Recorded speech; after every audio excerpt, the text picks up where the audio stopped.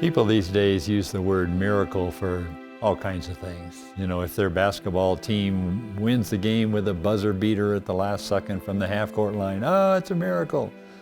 Or you go online and there are ads for miracle cure for such and such a disease. I guess I use the word more tightly to say this is something that happens only because God got involved. And I believe I have come across some real miracles over the last year researching a book that's called Miracle Invasion, True Stories of the Gifts of the Holy Spirit in Our Time. 40 different stories cover all the gifts that are mentioned in 1 Corinthians chapter 12, happening here and now. Here, I mean here in North America, Canada, Mexico, US, and in our time, the last 15, 20 years or so. I tell the story of a 14-year-old boy, St. Louis, out messing around on a frozen lake with two of his buddies in a January day. They get out toward the middle a little bit and break through the ice.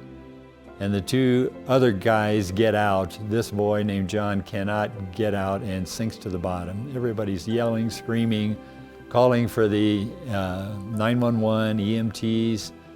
It takes 15 minutes actually for the EMTs to get out there, get on their gear, get the boy out of the water, by which time there is no pulse, there's no breathing. Put him in the ambulance, race for the hospital.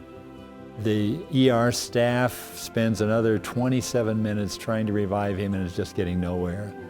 Finally, the ER doc calls the boy's mother into the room and she says, "Can I touch him?" And she says, "Okay."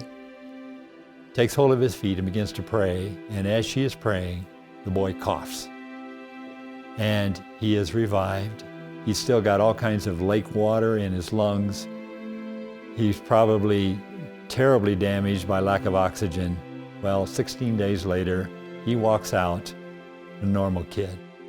I tell the story of a grandmother in Ontario who's been blind for 12 years because of diabetes, which has messed with the retinas in her eyes, going to a church, and on a Sunday night, her sight is restored instantly. And the neat thing is the church's video cameras are running.